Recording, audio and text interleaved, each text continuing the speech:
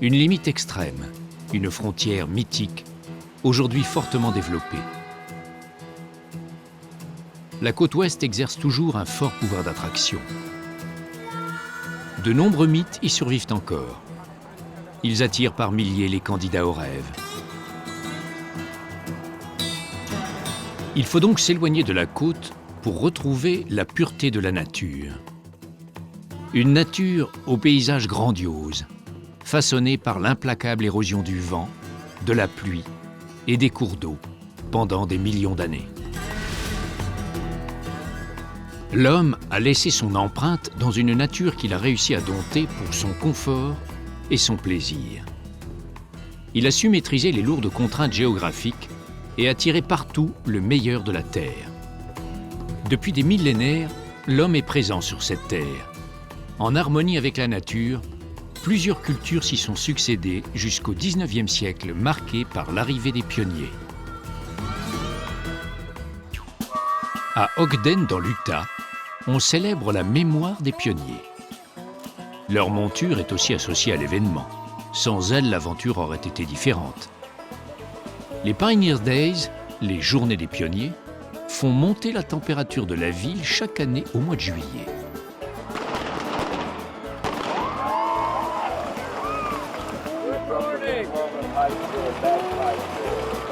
Un défilé haut en couleurs retrace l'épopée des premiers arrivants dans la région. Ils venaient de loin, mais ils étaient issus d'une même communauté, Leila McPhilotern. Le 24 juillet, c'est le jour où les pionniers mormons sont arrivés en Utah. Ils venaient d'Angleterre. Ils ont traversé tout le Missouri avant d'arriver ici. On commémore le 24 juillet car ils sont arrivés dans la vallée ce jour-là. Ensuite, ils se sont installés dans tout l'Utah. Chacun fait la démonstration de son savoir-faire ou de son patriotisme. Toutes les associations, toutes les corporations sont de la partie. Les spectateurs redécouvrent leurs racines, des valeurs transmises dès le plus jeune âge. Ogden n'est pas la seule ville à célébrer les pionniers. Andrew Jackson.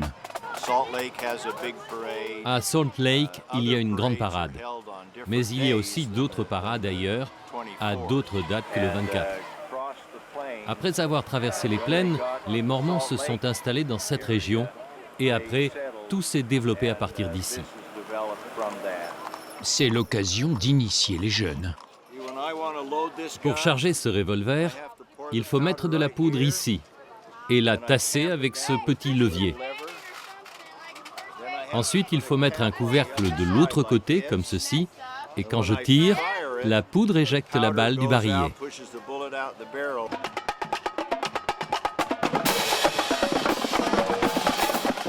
La parade est aussi l'occasion de rappeler que les pionniers savaient s'amuser.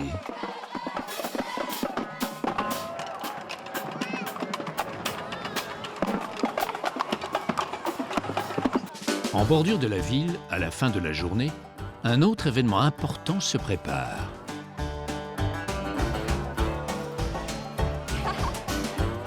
Tous les figurants du spectacle se mettent en place. Les spectateurs du rodéo traditionnel sont prêts.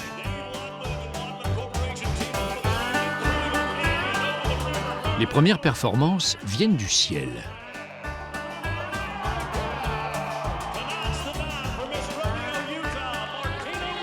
Ensuite vient un moment de recueillement.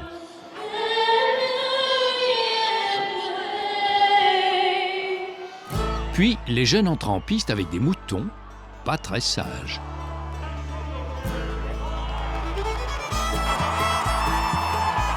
Objectif, rester sur la monture.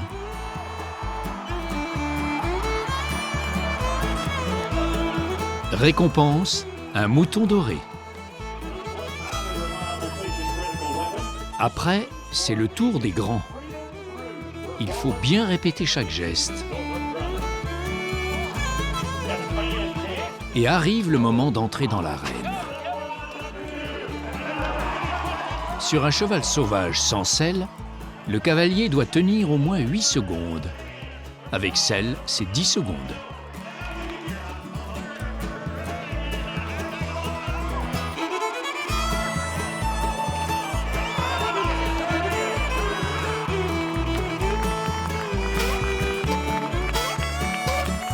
Le rodéo est avant tout un spectacle, un divertissement tout public. Et les cavaliers n'ont pas tous la même compétence.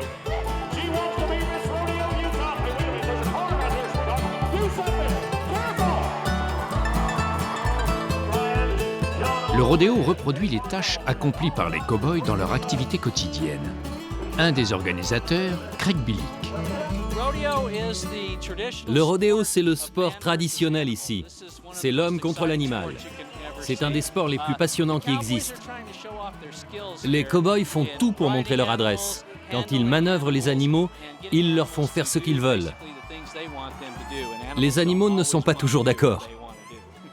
Le rodéo est a priori un sport très viril, mais cela n'empêche pas les Miss d'être d'excellentes cavalières.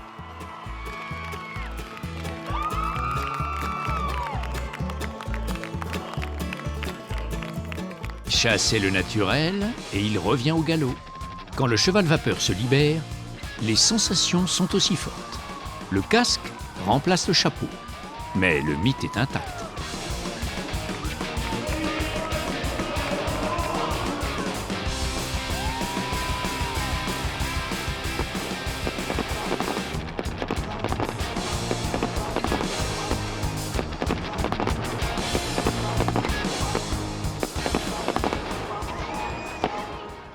Aux confins de l'Arizona et de l'Utah, la nature a réalisé quelques-unes de ses plus belles prouesses. Parfois, l'homme y a collaboré. C'est le cas pour le lac Powell, l'un des plus grands lacs artificiels du monde.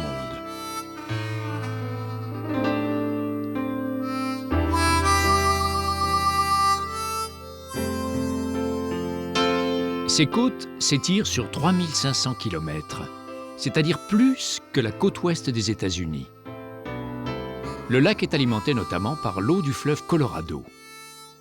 Il a fallu presque 20 ans pour remplir les failles du Glen Canyon, le plus long canyon creusé par le fleuve, dont le cours a été bridé par un barrage.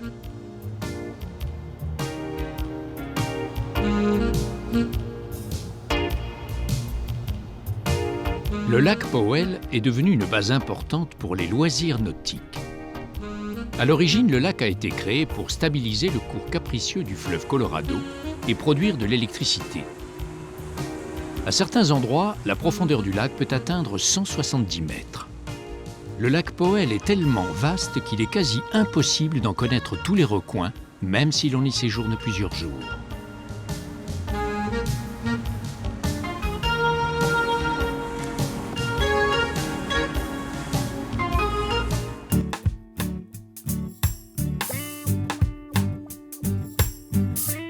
Au sud-ouest de l'Utah, Zion National Park est un haut lieu de la géologie. Il y a plusieurs millions d'années, les couches supérieures de la roche se situaient au même niveau que la mer. Le mouvement des plaques tectoniques a provoqué l'élévation de la surface jusqu'à 3000 mètres d'altitude. Ensuite, l'érosion a fait son travail de sape. La roche est teintée de rouge par les oxydes de fer. Pour respecter le choix de la nature, on a recouvert la route d'asphalte rouge. Le paysage inspire les artistes. Mais au-delà des couleurs, c'est l'ambiance du site que le peintre apprécie. Et l'inspiration est au rendez-vous. Rob Wilson. Ce paysage, c'est une source d'inspiration extraordinaire. C'est vraiment étonnant. J'aime les couleurs, j'aime ce que je vois et aussi ce que j'entends. J'adore me trouver dans la nature et peindre en plein air. Pour moi, c'est vraiment ce qu'il y a de mieux.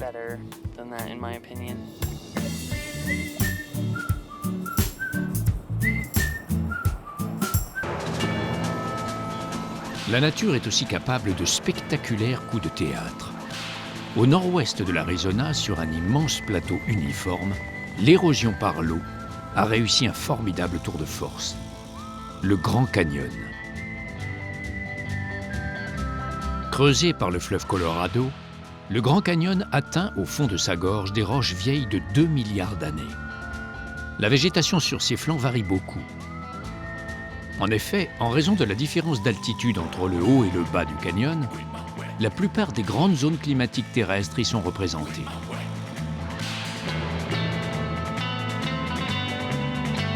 Face à la grandeur de la nature, l'homme se sent minuscule.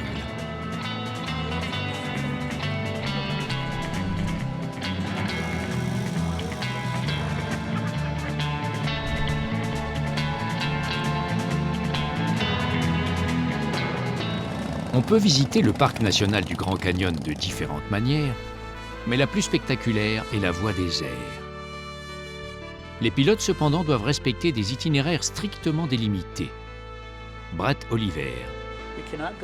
On ne peut pas descendre dans le canyon parce que c'est dangereux et aussi parce que ça fait beaucoup de bruit pour les gens qui sont en bas, au fond du canyon. Les beautés du canyon vues du ciel sont devenues une véritable industrie. Il y a environ 100 000 personnes qui font le survol du Grand Canyon chaque année.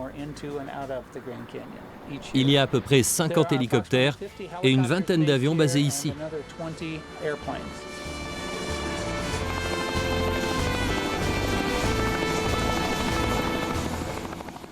En continuant dans la direction de l'ouest, une fois passé la frontière entre l'Arizona et le Nevada, au bout d'une longue route à travers le désert, un mirage, une apparition, Las Vegas.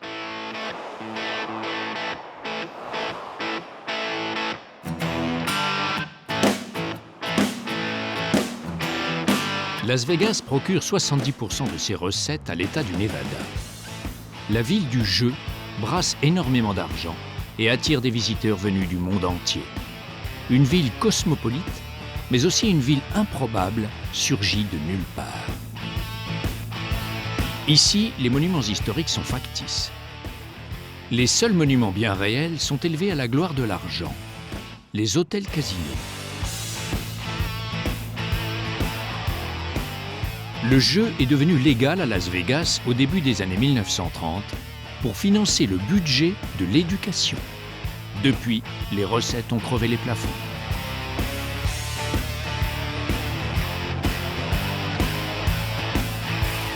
Las Vegas se reflète à l'infini et se met en scène. Des salles sont construites sur mesure pour monter des spectacles parmi les plus prestigieux.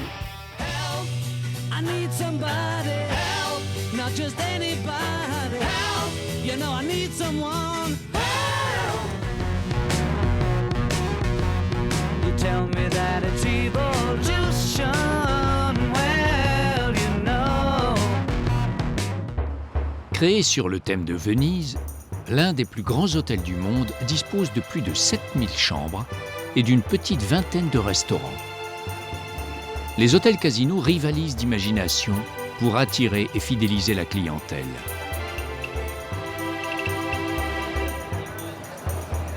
Ici, la décoration s'inspire des palais vénitiens baroques et sous un ciel qui reste bleu 24 heures sur 24, on se retrouve place Saint-Marc, en plein cœur de Venise.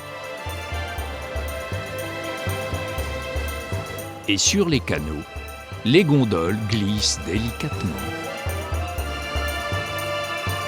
Les gondoliers sont authentiques, tout comme l'accordéoniste sicilien.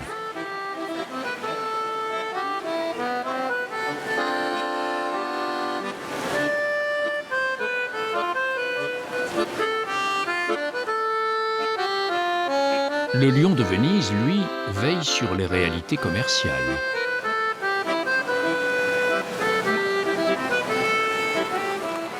Les saltimbanques ont rendez-vous sur la place à des horaires bien précis.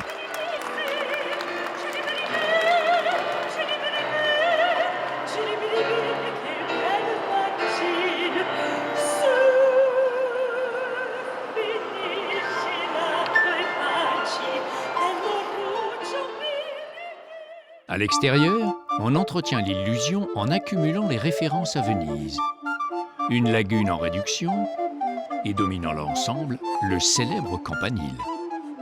Même le pont du Rialto est là, avec des escalators remplaçant les escaliers.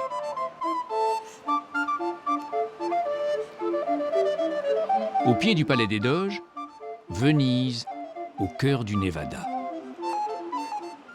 La ville de Las Vegas ne ressemble à aucune autre. Elle est conçue comme un parc d'attractions avec un sens inouï de la démesure. Las Vegas est devenu un mythe. Et pour les millions de visiteurs, il est important d'immortaliser ce jour où l'on a côtoyé le mythe.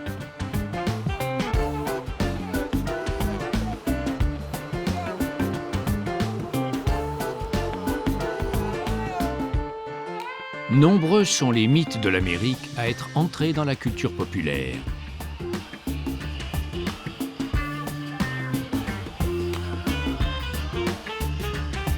Parfois, la chance ne fait que passer. Le pawn shop permet de déposer des objets personnels afin d'emprunter de l'argent. Les objets non récupérés par leurs propriétaires sont vendus à des prix souvent intéressants.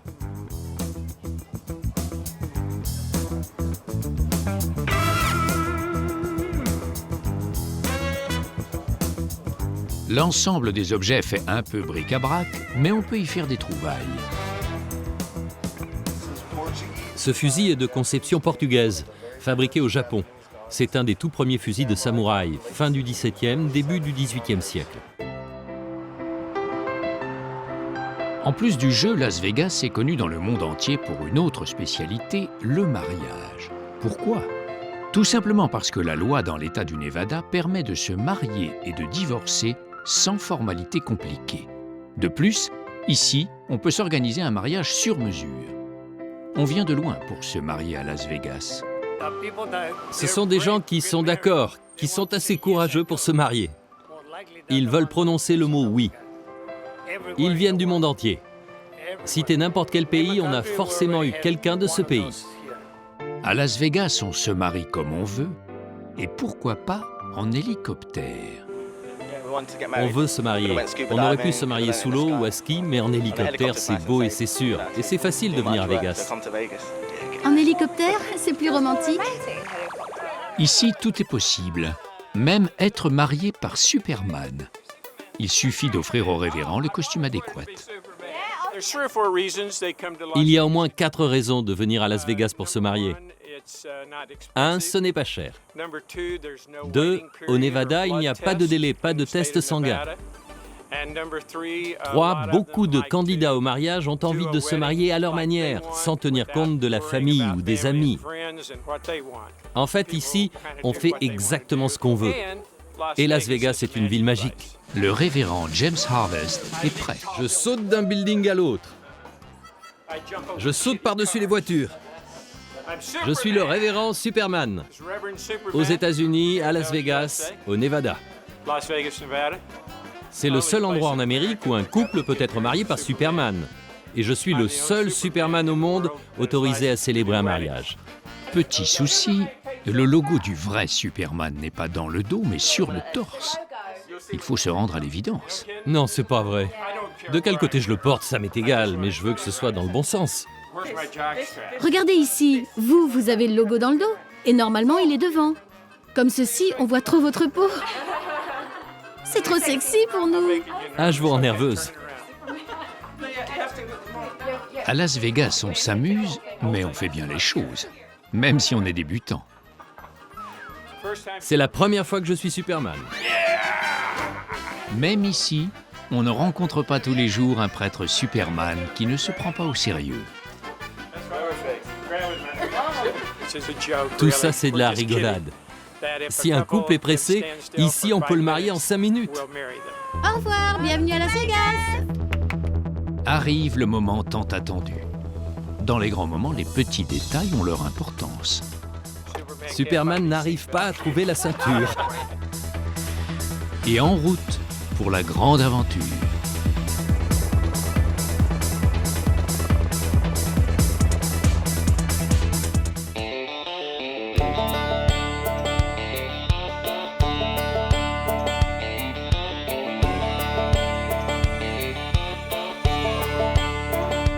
Contrairement à la plupart des États américains, la tolérance pour certaines distractions est généralisée au Nevada. La moindre station-service propose des machines à sous, une façon de vivre jalousement préservée dans cet État.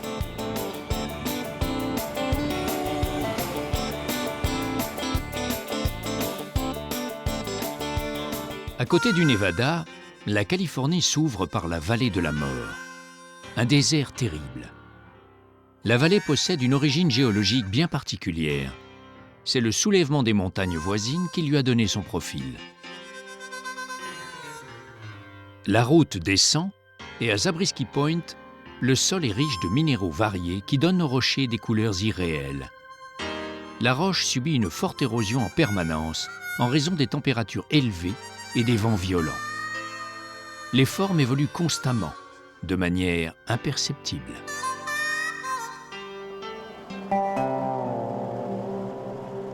Dans la vallée de la mort, la température en été peut atteindre des sommets. Les noms de lieux sont évocateurs. Température record, 56 degrés centigrades en 1913. Cela n'a pas empêché les pionniers mormons de traverser la vallée à bord d'engins adaptés.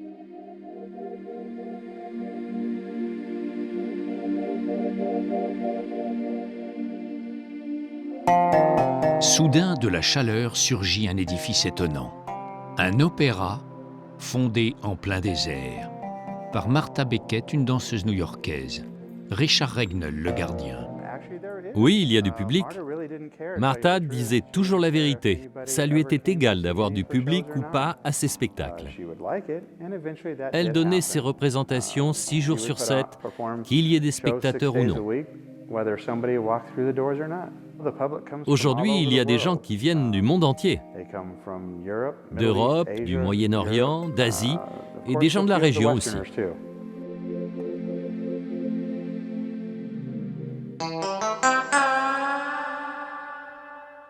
Il y a 10 000 ans, à l'époque glaciaire, la vallée était occupée par un immense lac long de 200 km.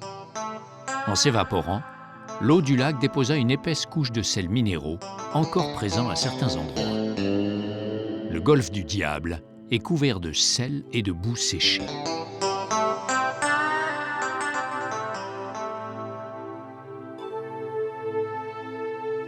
À 86 mètres sous le niveau de la mer, le fond de la vallée de la mort n'est pas privé d'eau.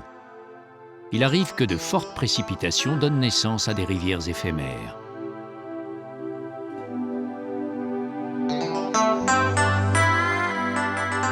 Grâce à la diversité de ces roches et aux différents effets de l'érosion, la vallée de la mort présente une étonnante variété de paysages. On y rencontre même des dunes d'un sable immaculé que la lumière anime.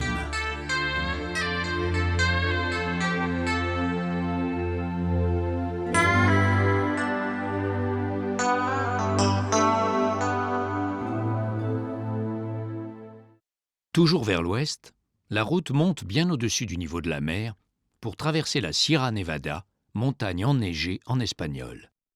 Les principaux sommets dépassent 4000 mètres d'altitude.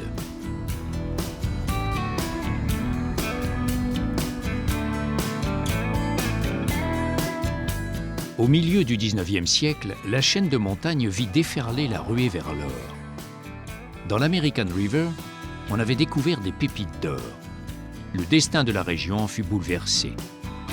Grâce au télégraphe récemment inventé, la nouvelle se répandit et la prospection commença. La configuration des gisements de minerais ici est bien particulière. Le filon principal en Californie court sur environ 240 km de longueur. Il s'étend du nord au sud au pied de la chaîne de montagnes de la Sierra Nevada, sur une largeur qui varie de 800 mètres à près de 5 km. Le filon, en fait, ce sont des veines de quartz. Et c'est dans ces veines de quartz que l'on trouve l'or. L'or se trouve au-dessus du quartz. Mais parfois, la veine est souterraine. Et c'est pour cela que les prospecteurs doivent creuser ces trous dans le sol. C'est pour extraire l'or des veines de quartz.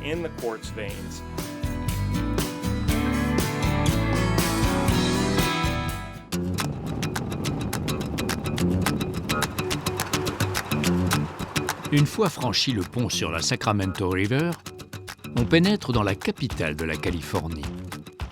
Sacramento devint capitale quelques années après la découverte des premières pépites d'or.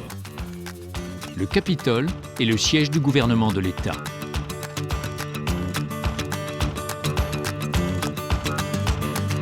L'architecture moderne tranche avec les immeubles de la vieille ville.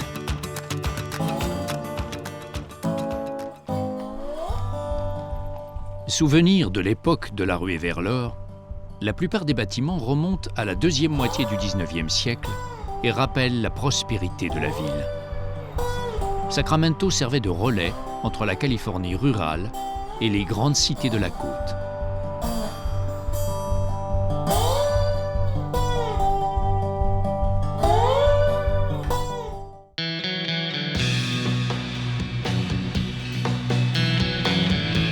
En Californie, l'avion fait partie du mode de vie. À Cameron Air Park, les rues portent des noms d'avions et sont suffisamment larges pour permettre à 2 avions de se croiser. Cameron Air Park est un village pour pilotes. Alan Thomas. Chaque maison a son hangar, qui communique ou pas avec la maison. En principe, toutes les maisons ici sont habitées par des pilotes qui possèdent leur avion. Dans ce petit village, les amoureux de l'aviation se retrouvent. Ils peuvent s'adonner entièrement à leur passion et laisser s'envoler leur imagination. Eh bien, ceci, c'est une boîte aux lettres. Elle est faite sur le modèle d'un T-28, un avion d'entraînement pour la marine, qui a été utilisé dans les années 60 et 70, sur une très longue période. C'est un exemplaire unique, le seul ici dans ce village. Certains travaillent à San Francisco et font l'aller-retour dans la journée. Loin d'être un luxe, l'avion est ici un moyen de déplacement naturel.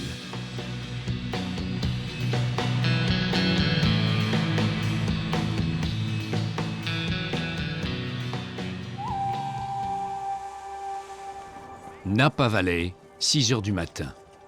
Une autre manière d'échapper aux contraintes de la pesanteur. On gonfle la montgolfière. Mais que peut-on observer ici depuis le ciel? Jim Marshall. On voit surtout des vignobles, des collines, des palais, des zones escarpées. Ce paysage est très spectaculaire. C'est une zone géothermique. On a beaucoup de sources d'eau chaude, comme ces geysers qu'on a survolés. La géothermie est l'une des ressources d'une région vraiment gâtée par la nature. Après la visite des vignobles et la dégustation du vin, voler en montgolfière, c'est la chose la plus intéressante à faire à Napa Valley. Voir les vignobles d'en haut, c'est ce qu'il y a de mieux. On produit un vin d'excellente qualité dans la Napa Valley. Une production récente puisqu'elle a commencé au début du 19e siècle. Les États-Unis occupent le 4e rang mondial parmi les producteurs de vin. La Californie fournit 90% du vin américain.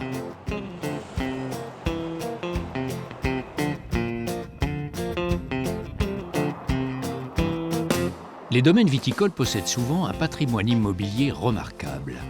Ils révèlent leur prospérité.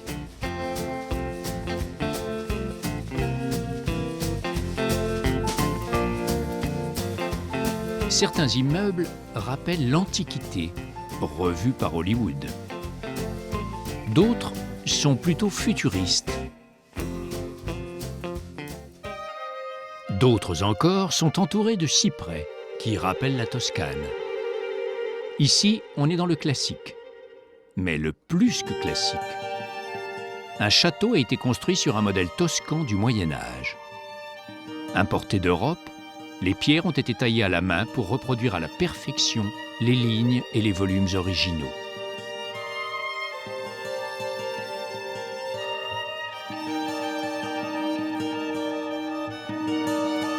Le château produit une large gamme de vins issus de cépages très différents. Il produit notamment le Sangiovese, littéralement le sang de Jupiter, un fameux vin toscan. Élaboré dans les caves voûtées, plusieurs appellations sortent du lot. Jim Sullivan. C'est un Cabernet Sauvignon. D'autres vins ont aussi la cote. C'est vraiment idéal pour produire du Cabernet Sauvignon, du Merlot, du Sangiovese ou certaines variétés de vins rouges bien consistants. Au sud de Napa, on trouve plutôt du Bourgogne, du Pinot Noir ou du Chardonnay. Pour la vigne, les conditions sont idéales. Ici, on a un sol de grande qualité, un très bon climat et de bonnes conditions météo. Par exemple, notre vignoble ici s'étend sur une couche arable pas très épaisse. Donc les racines peuvent s'enfoncer profondément dans la terre pour y puiser les substances nécessaires au raisin.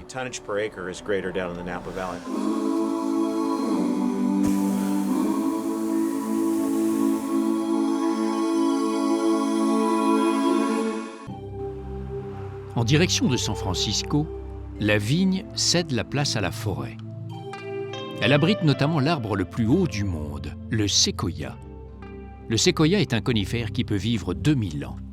Il peut aussi dépasser la hauteur de 100 mètres. L'arbre pousse vite et résiste bien aux incendies de forêt grâce à une écorce épaisse et spongieuse.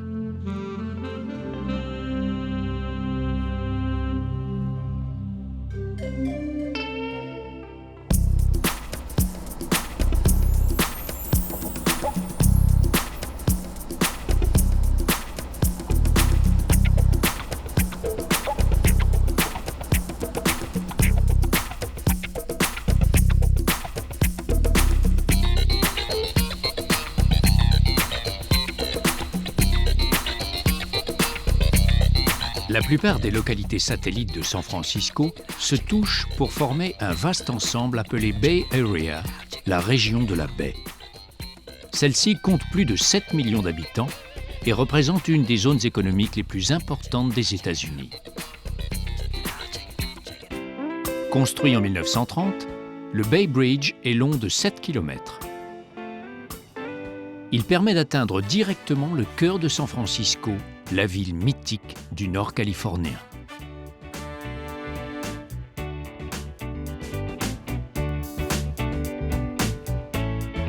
Downtown San Francisco est le quartier de la finance et des affaires. Au milieu de la baie, le pénitencier d'Alcatraz fait aussi partie du mythe. L'établissement a été fermé à cause de ses énormes frais de fonctionnement. Autre site mythique, le Golden Gate Bridge. Le pont de la Porte d'Or est peint en orange pour qu'on le voie de loin à travers le brouillard fréquent sur la baie. Il marque la séparation entre la baie de San Francisco et le Pacifique, tout en permettant les échanges entre la ville et le nord. Sur la côte nord, à quelques encablures du Golden Gate Bridge, flottent les houseboats de Sausalito. Les bateaux-maisons ont servi de résidence à bien des hippies dans les années 1960-1970. Sausalito était un des bastions de la contre-culture. Depuis, les loyers ont connu une ascension astronomique et l'endroit aujourd'hui est plutôt fréquenté par les bourgeois bohèmes.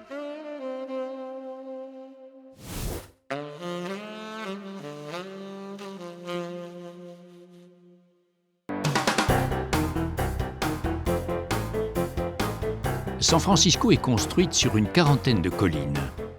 Et comme on a malgré tout adopté le traditionnel plan en damier des villes américaines, la pente de certaines rues est impressionnante.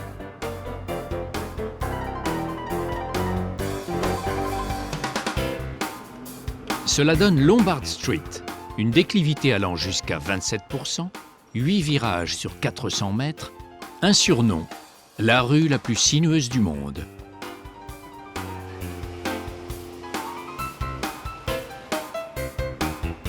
Il fallait trouver un système de transport en commun capable de vaincre la pente. On a inventé le cable car, une sorte de tramway devenu monument historique. Le cable car est tiré par un câble qui se déroule dans le sol. Un tramway classique ne pourrait avancer ni surtout freiner sur ses pentes avec des roues en métal sur des rails métalliques.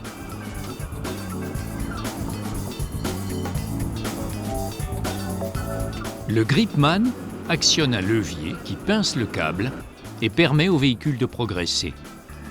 Pour s'arrêter, c'est facile. On relâche le levier et on freine. Au bout de la ligne, c'est tout aussi simple. Une plaque tournante et en quelques secondes, le cable car a changé de direction. Il est prêt à repartir à sa vitesse constante de 15 km/h.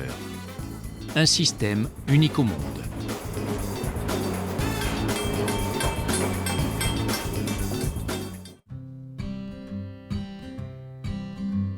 Le patrimoine immobilier de San Francisco est remarquable. Des milliers de maisons victoriennes subsistent depuis la fin du 19e siècle, malgré les tremblements de terre, les incendies ou les promoteurs.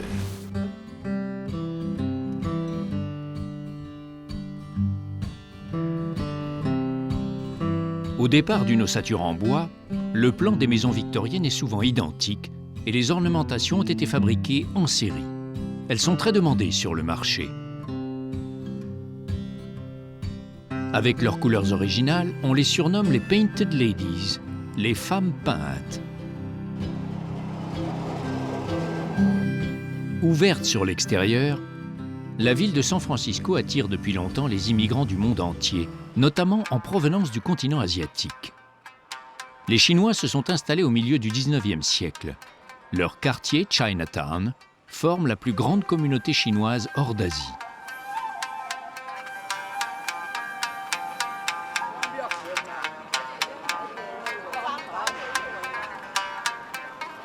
Les premiers Chinois, surtout des Cantonais, arrivent à l'époque de la ruée vers l'or. Ils fuient leur pays qui connaît de grandes difficultés économiques et politiques.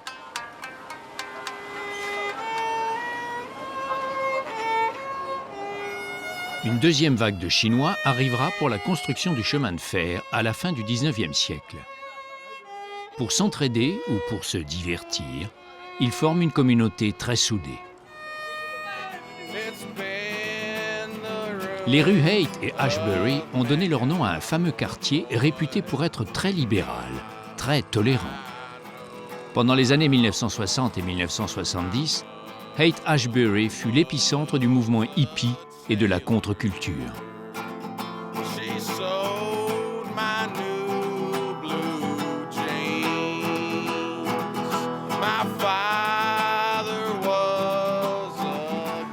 Depuis, les résidents se sont diversifiés et le quartier de Haight-Ashbury semble presque rentrer dans le rang.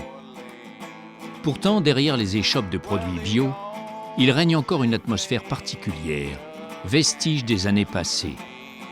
De nombreux commerces entretiennent sans équivoque l'ambiance et la décontraction des lieux. Les références culturelles sont les mêmes qu'il y a 50 ans. Les temps ont sans doute changé, mais un peu moins vite du côté de Haight-Ashbury. Les mythes ont la vie dure.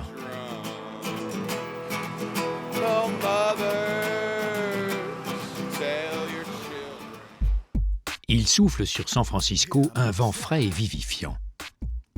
Les personnalités s'y expriment librement et sans complexe.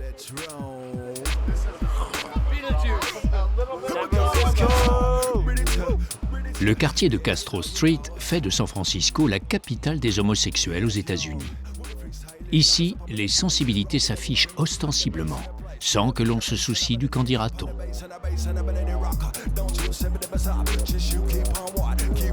Les premiers gays à s'être installés dans le Castro à la fin des années 1960 étaient issus de la génération hippie. Ils ont élu domicile dans un quartier où l'art de la différence était cultivé depuis des années. Aujourd'hui, on fête Halloween. Les déguisements permettent à chacun de souligner encore plus son originalité.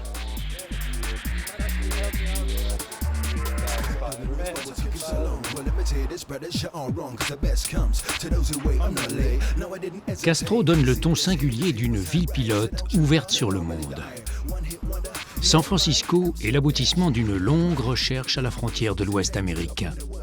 Une ville où les rêves se concrétisent et où les mythes se prolongent.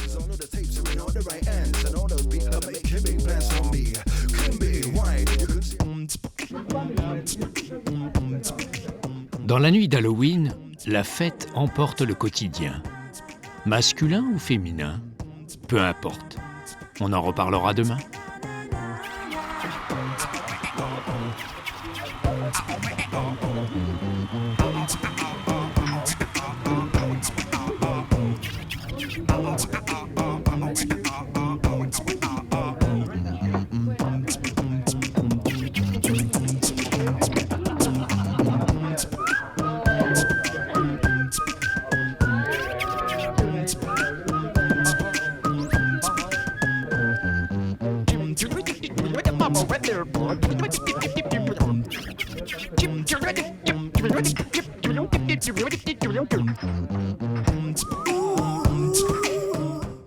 Au sud de San Francisco, la dernière frontière est balisée de villes aux noms mythiques qui brillent comme des promesses. Des villes avec un seul horizon, le Pacifique.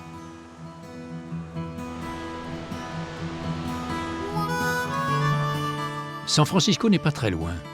Pourtant, la côte de l'océan Pacifique est restée étonnamment sauvage sur une longue portion du littoral. Elle alterne harmonieusement les parties rocheuses difficiles d'accès et les zones sablonneuses jalousement préservées. Une nature protégée qui défile en un long panoramique face au Pacifique.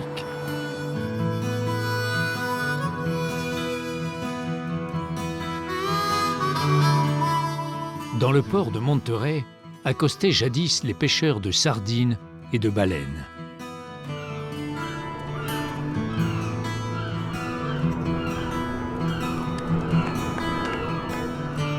Les marins jetaient les amarres sur le ponton du Fisherman's Wharf. Monterey était le nom du vice-roi du Mexique quand la région fut découverte par un navigateur espagnol. Les Espagnols baptisèrent la ville en son hommage. Monterey devint la capitale de la Californie à la fin du XVIIIe siècle. Elle le restera pendant 73 ans.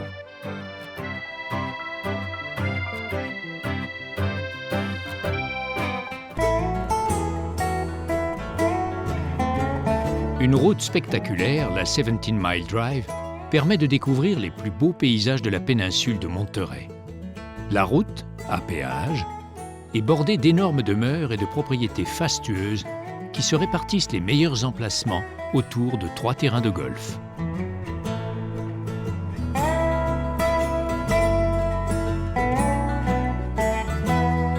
Les parcours bénéficient d'une réputation internationale et de gazons parfaitement entretenus. L'homme ici prend soin de la nature et seuls les embruns du Pacifique sont autorisés à pénétrer sur des espaces très privés.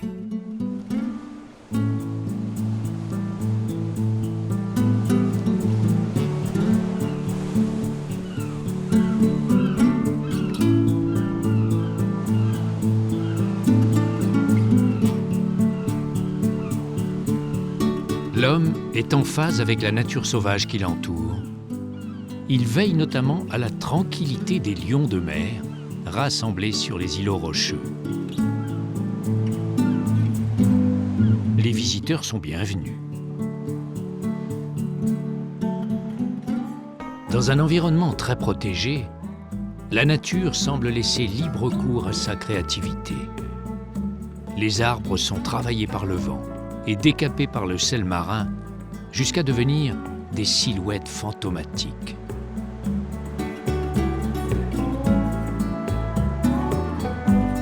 Sur la plage de Carmel débarquèrent les premiers explorateurs espagnols. De son vrai nom Carmel by the Sea, Carmel-sur-Mer, la localité a été fondée au début des années 1900.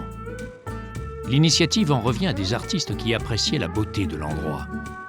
D'ailleurs, l'art a toujours une place de choix dans un cadre où l'influence espagnole est manifeste.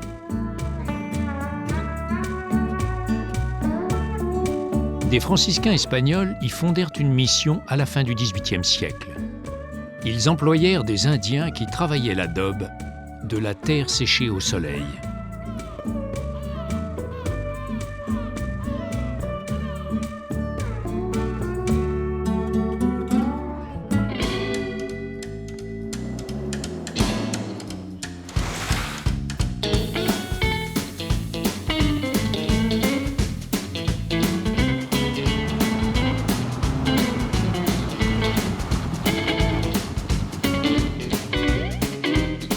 Vers le sud, les plantations rappellent que l'agriculture californienne occupe la première place aux États-Unis. La terre arable couvre le quart du territoire de l'État. Plus de la moitié des fruits et légumes produits aux États-Unis viennent de Californie.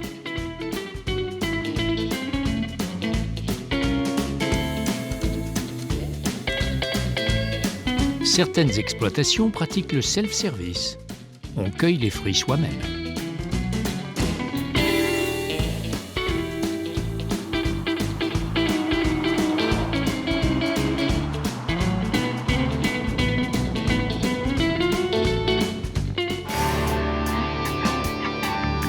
Sur la côte, une petite localité sans histoire.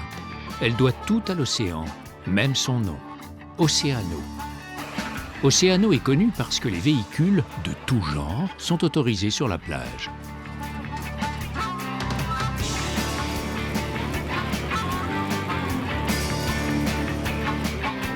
Les émotions fortes sont garanties sur un ruban de sable où le trafic peut être intense.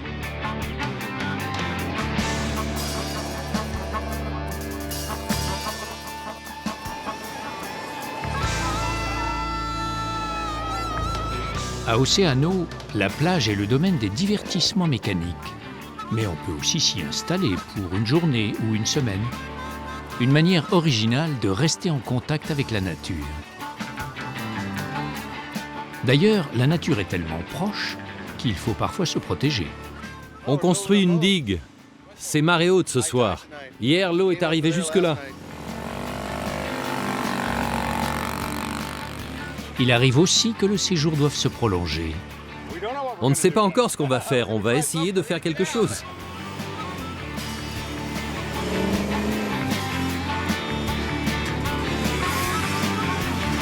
Certaines dunes sont aussi accessibles aux plus aventuriers.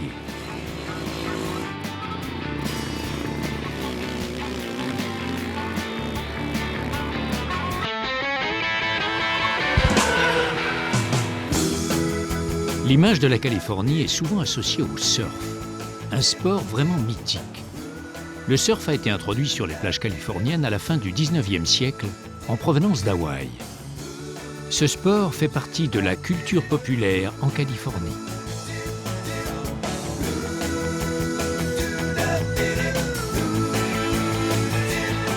La mobilité du camping-car permet aux surfeurs d'atteindre leur spot favori. C'est la garantie d'un contact étroit avec la nature. Icône de la Californie, Santa Barbara et ses plages sont connus sous le surnom de Riviera américaine.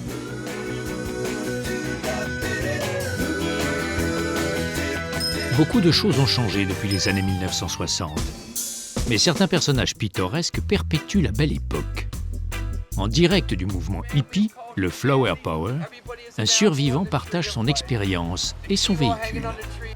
Venez voir les enfants. Prenez une photo avec moi. Une photo avec un hippie. C'est un tapis volant, ma chérie. Tu dois faire le geste de la paix. Prête ? Ce hippie professionnel, comme il se dénomme lui-même, a toujours été un précurseur. Et si vous regardez la porte, bien avant Facebook, j'avais 300 amis qui se sont dessinés eux-mêmes dans mon cercle d'amour. C'est le réseau social originel. C'est le Facebook hippie. Invention, hallucination. Vous voyez ce tuyau accroché sur le côté du van, c'est très pratique. Cela vous permet de fumer de la marijuana directement depuis le film Alice au Pays des Merveilles. C'est pour ça que c'est le véhicule parfait pour un hippie. C'est pas génial ? Un vrai décor de cinéma. Lumière, caméra, action ! Bravo ! Le monde est un plateau de cinéma et nous sommes les acteurs. Pas de panique, vivez organique. Ici, toutes les passions s'expriment. Les années 1960 ont toujours du succès et font même de nouveaux adeptes.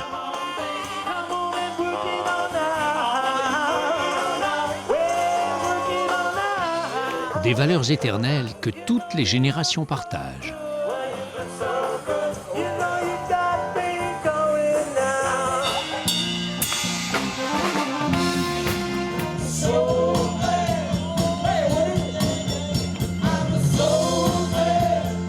En phase avec la nature et au rythme de son histoire, l'Ouest américain a conservé les mêmes repères. L'océan trace la dernière frontière, là où s'achève l'Amérique mythique.